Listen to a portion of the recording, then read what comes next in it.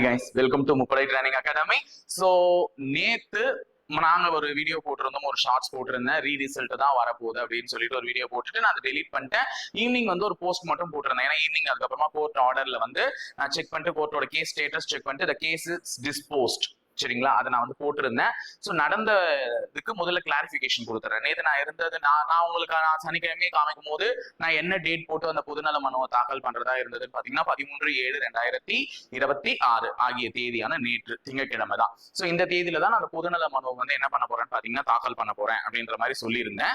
நேற்று நான் அதுக்கேற்ற மாதிரி தான் நானும் என்ன பண்ணிருந்தேன்னு பாத்தீங்கன்னா எம்எல்ஏ ஆஃபீஸ் வந்து போயிருந்தேன். ஸோ நம்ம மனு நம்ம பக்கம் இருந்து ஸோ நம்ம வந்து எல்லா ஸ்டூடெண்ட்ஸையும் சொல்லிட்டோம் கொடுக்கணும் அப்படின்னு சொல்லிட்டு. ஸோ அவங்க எல்லாம் கொடுக்கும் போது நம்ம கொடுக்காம இருந்தா சரியா இருக்குமா? ஸோ அந்த ஒரு ரீதியில தான் நான் எங்க ஆஃபீஸ் ஸ்டாஃபையுமே கம்பல் பண்ணி போகும்போது கொடுத்துட்டு போவான்னு சொல்லிட்டு பிரிண்ட் அவுட் எடுத்து சில பேருக்கு கொடுத்துருக்கேன். ஈவன் தோ நானுமே அதை எடுத்து நானுமே பெருநர் அட்ரஸ் எல்லாம் ஃபில் பண்ணி அதை நான் எடுத்துட்டு போய் கொடுக்கலாம்னு எது போயிருந்தேன்னா, ஸோ அந்த மாதிரி ஒரு சுச்சுவேஷன்ல நான் உட்காந்துட்டு அந்த கோர்ட் கேஸ்ல கோர்ட் ரூம்ல வந்து என்ன நடக்குதுன்றது வந்து ஆடியபிளா இல்ல. நான் இத்தனைக்கும் ஹெட்ஃபோன் போட்டுட்டு தான் கேட்டேன். ஸோ ஹெட்ஃபோன் போட்டுட்டு நான் கேட்கும் போதுமே என்ன ஆச்சுன்னு பாத்தீங்கன்னா அதுல ஒரு அதாவது வந்து அந்த வாதி பக்கம் வாதாடக்கூடிய வக்கீல் வந்து ஒரு விஷயம் கேட்கிறாரு, ஒரு கிளாரிபிகேஷன் கொடுங்க, ஒரு ஃபைனல் கிளாரிபிகேஷன்.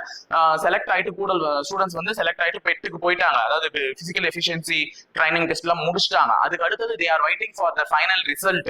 அவங்க அதுக்காக தான் வெயிட் பண்ணிட்டு இருக்காங்க. ஸோ அதுக்கான ஒரு ஃபைனல் கிளாரிபிகேஷன் கொடுங்கன்னா ஜட்ஜ் வந்து அதுல ஒரு சின்ன வார்த்தை சொன்னாரு, those who are selected candidates, அதாவது செலக்டட் கேண்டிடேட்ஸ்ன்றதை கட் பண்ணி ரிமூவ் பண்ணி தூக்கிட்டு those who are passed in their written examination அப்படின்னு சொல்லிட்டு நீங்க ஆட் பண்ணிக்கோங்க அப்படின்னு சொல்லிட்டு ஒரு ஆல்ரெடி இருந்த ஒரு ஆர்டர்ல வந்து இந்த சேஞ்சஸ் வந்து இன்க்ளூட் பண்ணுங்க அப்படின்னு சொல்லிட்டு அவர் வந்து ஒரு விஷயத்தை சிரிச்சுட்டே சொல்றாரு. என்ன சொல்றாருன்னா, normally the selected candidates may not come to the court அப்படின்றாரு. அப்ப என்ன ஆகுது, செலக்ட் ஆயிட்டா அவன் ஏன் கோர்ட்டுக்கு வர போறான் அப்படின்றத அவர் மீன் பண்றாரு. ஒருத்தன் செலக்ட் ஆயிட்டா அவன் வந்து அந்த சந்தோஷத்துல இருப்பானே தவிர மேலும் அந்த வழக்கை வந்து ஒரு பாதிப்புக்குண்டான ஒரு விஷயத்துக்குள்ள ஈடுபடுத்த முடியாதுன்னு சொல்லிட்டு அவன் கோர்ட் பக்கமே வரப்போறது இல்ல.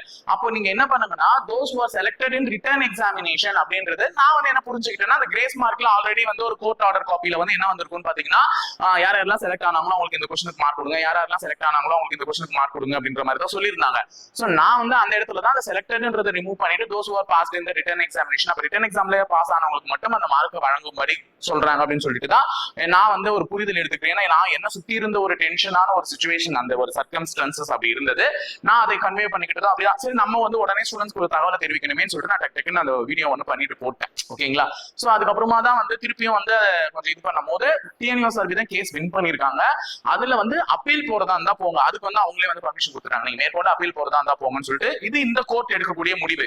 நாங்க வந்து ஒரு ஜுடிஷியல் டிபார்ட்மெண்ட்ல ஒரு எக்ஸ்பர்ட் கமிட்டி கிடையாது. நாங்க இந்த கொஸ்டின்ஸ் எல்லாம் அலசி ஆராய்ஞ்சு சொல்லக்கூடிய எக்ஸ்பர்ட் கமிட்டி கிடையாது. பட் நாங்க எடுக்கக்கூடிய முடிவு இதுதான். சோ எங்களுக்கு கொடுக்கப்பட்ட தகவல்களின் அடிப்படையில் இந்த கேள்விகளுக்கு இதுக்கு தர முடியாது அப்படின்ற மாதிரி ஏதோ ஒன்று சொல்லிதான் முடிச்சிருந்தாங்க அந்த கேஸை. சோ இதுக்கப்புறம் நீங்க போறதா இருந்தா போலாம், தாராளமா சுப்ரீம் கோர்ட்ல கூட போயிட்டு என்ன பண்ணலாம், வாதாடலாம். பட் ஆனா அதற்கான திராணி இருக்கா அப்படின்னு மாணவர்களுக்கு கேட்டா பாவம் அவர்களும் எவ்வளவுதான் கஷ்டப்படுவாங்க. அது இல்ல. சோ இது இதோட முடிய போகுது, சரிங்களா, இதோட விட்டுருங்க. ஓகேவா? சோ இதுதான் வந்து நேத்தினுடைய கேஸினுடைய நிலைமை. அதனால ஓவரால் தான் வரப்போகுது அப்படின்ற மாதிரியான ஒரு சிச்சுவேஷன் வந்துச்சு. சோ ஓவரால் வரணும், கண்டிப்பா அது வந்தாதானே நல்லது. ஆனா அது ஓவரால் வருவதற்குமே அவர்கள் எடுத்துக்கொள்ளக்கூடிய காலதாமதம் ஒன்று இருக்கு, கண்டிப்பா இருக்கும். ஏன்னா இன்னொரு கேஸான ஹைட் கேஸ் வந்து என்ன இருக்குன்னு பாத்தீங்கன்னா போயிட்டு இருக்கு. ஏற்கனவே வந்து நான் போன செலக்ஷன்ல செலக்ட், ஆனா இந்த செலக்ஷன்ல என்ன ரிஜெக்ட் பண்ணிட்டாங்க.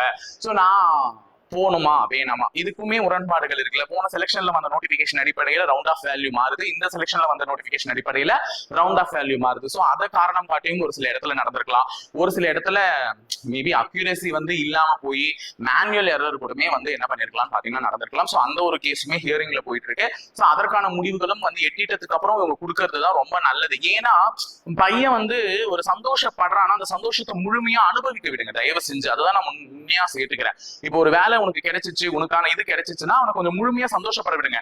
அவன் சந்தோஷப்பட்டு இது பண்றதுக்குள்ளேயே ஒரு கேஸ் வந்து உள்ள நுழைஞ்சு அந்த சந்தோஷத்தை என்ன பண்ணுதுன்னு பாத்தீங்கன்னா டம்ப் பண்ணிடுது. இதுதான் நார்மலா இப்ப எஸ்ஐ பசங்க வாழ்க்கையிலேயே விளையாடிட்டு இருக்கு. எஸ்ஐ பசங்க பாவம் நொந்து நூடுல்ஸே ஆயிட்டாங்க. நேத்து கூட அவசர வழக்கா விசாரிக்கிறதுக்கு 90வது கேஸுக்கு போயிட்டாங்களே தவிர 65வதுல இருந்து பிஎஸ்டிஎம் கேஸை விசாரிக்கல. இப்ப பாருங்க, இதை விடவா மாணவர்களுடைய வாழ்க்கையை பறி போகுது. இதை காரணம் காட்டி டிஎன்யூஎஸ்ஆர்பி இது அவசர வழக்கா விசாரிக்க சொல்லி கேட்கலாம்ல. ஆனா இதை அவங்க விட்டுட்டாங்க. இன்னொரு அவசர வழக்குக்கு வந்து என்ன பண்ணிட்டாங்கன்னு பாத்தீங்கன்னா நடிச்சு போயிட்டாங்க. அப்ப இதை விசாரிங்க. இதுல எவ்வளவு இருக்கு மாணவர்களுக்கு அவசர வழக்கு. நான் தான் கேட்டுட்டு இருக்கேனே, ஸ்டூடெண்ட்ஸ் லைஃப் கோர்ட்டோட கேஸ் டிஸ்போஸ் ஆயிடுச்சு நேத்து. ஓகே, இது இந்த வழக்கு கணக்கு மூடப்பட்டது அப்படின்னு சொல்லிட்டு நீங்க சொல்லிட்டீங்க, டிஸ்போஸ் அப்படின்னு சொல்லிட்டீங்க. ஆனா மாணவர்களுடைய வாழ்க்கை முடியல, தொடர போதில்லை, இதுக்கப்புறம் தானே ஒரு அத்தியாயமே. சோ ஓவரால் கண்டிப்பா வரணும். அதுல முக்கியமா என்ன வரணும், மாணவர்கள் எதிர்பார்த்திருந்தா அவர்களுடைய பெயர் வரணும். இதற்காக வயசும் போகுது இல்ல.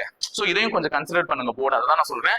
சோ எந்த அளவுக்கு கூடிய விரைவில் இன்னும் இருக்கக்கூடிய வழக்குகளை, நிலுவையில் இருக்கக்கூடிய வழக்குகளை விரைந்து முடித்து எவ்வளவு சீக்கிரத்துல ஓவரால் பப்ளிஷ் பண்ண முடியுமா அவ்வளவு சீக்கிரத்துல ஓவரால் பப்ளிஷ் பண்ணுங்க. ஏன்னா அதுதான் ரொம்ப நல்லது. ஏன்னா படிக்கக்கூடிய மாணவர்களுக்குமே அதுதான் நீங்க தரக்கூடிய ஒரு சின்ன ஊக்கமாவே இருக்கும். ஏன்னா அவர்கள் என்ன பண்றாங்க, இருக்கிற கோர்ட் கேஸுக்கே இன்னும் விடிவு காலம் வரலையே, நாங்க இதுக்கப்புறம் படிச்சு என்ன பண்ண போறோம் அப்படின்னு சொல்லிட்டு அவர்களும் மனசு என்ன ஆயிடுறாங்க, தொய்வடைகிறாங்க. சோ நீங்க கொடுக்கக்கூடிய ஒரு சின்ன ஊக்கம் தான் அவர்கள் அடுத்த படிக்க என்ன பண்ணணும் பாத்தீங்கன்னா முன்னேற்றி கொண்டு செல்லும். இதற்கு முதலில் நீங்க இருக்கக்கூடிய, ஏற்கனவே பாருங்க, ஒரு ரிசல்ட் எழுதி எனக்கு வேலைலாம் கிடைச்சிடும், நல்ல மார்க் வச்சுட்டு எனக்கு கன்ஃபார்ம் கிடைச்சிடும், எனக்கு கிடைக்க போறது ஃபயர்மேனா இல்லைன்னா டிஎஸ்பியா அப்படின்னு சொல்லிட்டு ஒரு கன்ஃபியூஷன் இருக்கக்கூடிய ஒரு மாணவனை இன்னுமே ரிசல்ட் விடாம சாவச்சிட்டு இருக்கீங்க. ஒரு 6 அவங்க என்ன சொல்லியிருப்பான், பிசிக்கல் முடிச்சுட்டு ஒரு நம்பிக்கையா வீட்டுல போயிட்டு எனக்கு வேலை கிடைச்சிடுமா அப்படின்னு சொல்லியிருப்பான். சொந்தக்காரங்க மத்தியிலே எனக்கு வேலை கிடைச்சிடும் அப்படின்னு ஒரு நம்பிக்கையை கொடுத்திருப்பான். ஆனா இன்றளவும் நீ இன்னும் வேலைக்கு போலியா, இன்னும் வேலைக்கு போலியா, இன்னும் வேலைக்கு போலியான்ற வார்த்தை அவனை குத்த வைக்கிறீங்க. சோ பாருங்க, கொஞ்சம் சீக்கிரமா ஓவரால விட்டுருங்க. ஏன்னா இவ்வளவு நாள் இழுத்துட்டு வந்துட்டீங்க, இதுக்கப்புறமும் இன்னும் கொஞ்ச நாள் தான். ஆனா நீங்களும் மாணவர்களுக்கும் சொல்றேன், பொறுத்தது போதும், பொங்கி எழுங்க அப்படின்னு நான் சொல்லல. பொறுத்தார் பூமி ஆழ்வார், இது ஒண்ணு இருக்குல்ல. சோ அவ்வளவு நாள் பொறுத்துட்டீங்க, இன்னும் நமக்கு கண்டிப்பா வெயிட் பண்ணுங்க. சுதந்திர தினத்துக்குள்ள நம்ம வாழ்க்கைக்கு ஒரு சுதந்திரம் கிடைக்குதா அப்படின்றதையும் வெயிட் பண்ணி பார்ப்போம். இன்னும் 1 மாதம் இருக்கு. கண்டிப்பா இன்னைக்கு தேதி 14. சோ இன்றிலிருந்து இன்னும் 1 மாத காலம், அந்த 14 முடிந்து 15 சுதந்திர தினம் நம்ம அனுபவிக்க போறோம். சோ அந்த சுதந்திர தினத்துக்குள்ளேயாவது நமக்கு ஒரு சுதந்திரம் கிடைக்குதான்றதை நம்ம வெயிட் அண்ட் சி அப்படின்னு தான் சொல்ல முடியும். ஏன்னா இந்த பக்கம் இந்த நேரத்தில் உங்களுக்கு கொடுக்கக்கூடிய ஒரு ஆறுதல் வார்த்தை, எல்லாருமே கேஸ் முடிஞ்சோடனே இன்னைக்கே ஓவரால் வந்துருமா, நாளைக்கே ஓவரால் வந்துருமா, நாளை மறுதினமே ஓவரால் வந்துருமா அப்படின்னு சொல்லிட்டு எக்ஸ்பெக்டேஷன்ஸ் நிறைய வச்சுட்டு இருக்கீங்க. சோ 2 வாரம் அல்லது 3 வார கால இடைவெளியில எப்ப வேணாலும் ஓவரால் வரலாம் அப்படின்ற மாதிரி ஒரு ஃபிக்ஸ்க்கு வந்துருங்க. இல்லையா உன்னுடைய ஒரு டெட் ஜோன் வந்து நீ என்ன பண்றேன்னா, நிமிஷத்துக்கு நிமிஷம் என்ன நடக்குதுன்ற ஒரு விஷயத்தை தெரிஞ்சுக்கிட்டு நீயுமே பிரஷர் ஏத்திக்கிற. இந்த வயசுலயே பிரஷர் எல்லாம் ஏத்திக்கிட்டா தாங்கமா உடம்பு? கண்டிப்பா தாங்காது. அதனால நீ ஒரு முடிவுக்கு வந்துரு, சுதந்திர தினத்துக்குள்ளதான் நமக்கு சுதந்திரம் கிடைக்கும் அப்படின்ற ஒரு முடிவு வந்து ஆகஸ்ட் 15 ஃபிக்ஸ் பண்ணிடு. ஆகஸ்ட் 15 ஓவரால் வரும் அப்படின்ற மாதிரி ஒரு மைண்ட் செட்ல இரு. பார்ப்போம் உங்க போர்டு என்ன பண்றாங்கன்னு. நேத்து கேஸ் வின் பண்ண சந்தோஷத்துல அவங்களுமே இருப்பாங்க, பார்ப்போம். நான் புரிஞ்சுக்கிட்ட அந்த லைன்மே எனக்கு இன்னுமே டவுட் இருக்கு. நான் வந்து அதை புரிஞ்சுக்கிட்டேன், பட் எனக்கு இன்னுமே அந்த ஒரு லைன்ல டவுட் இருக்கு. அதுக்கான தெளிவான கிளாரிபிகேஷன் அவங்க ஆர்டர் காப்பி ஒன்று பப்ளிஷ் பண்ணாதான் தெரியும். ஆனா அது இன்னுமே பப்ளிஷ் பண்ணல, நானும் அதை சர்ச் பண்ணிட்டு தான் இருக்கேன். சரி, லெட்ஸ் சி, பார்ப்போம். இப்போதைக்கு நமக்கு ஓவரால் வரும்ன்ற ஒரு நம்பிக்கையோடவே நம்ம கடந்து போவோம். கண்டிப்பா ஓவரால் வரும். அந்த ஓவரால் வரும்போது உங்களுடைய முகத்துல சந்தோஷமும் வரும். சரிங்களா? சோ நீங்க ஒரு ட்ரேட் மார்க்கை ஃபிக்ஸ் பண்ணிட்டு இந்த டேட்ல தான் வரும் அப்படின்ற மாதிரி ஒரு மைண்ட் செட்ல இருங்க. கண்டிப்பா உங்களுக்கு அந்த வேலை கிடைக்கிறதுக்கு எங்க முப்படை பயிற்சி மையத்தின் சார்பாக வாழ்த்துக்கள். படிக்கக்கூடிய மாணவர்கள் படித்துக் கொண்டும் ரிசல்ட்டுக்காக வெயிட் பண்ணக்கூடிய மாணவர்கள் இருக்கக்கூடிய வாழ்க்கையை கொஞ்சம் என்ஜாய் பண்ணிட்டும் வெயிட் பண்ணுங்க. கண்டிப்பா உங்களுக்கான லைஃப் அமையும், நல்ல லைஃப் அமையும். அந்த லைஃபோட வந்து எங்களை மீட் பண்ணுங்க. தேங்க்யூ.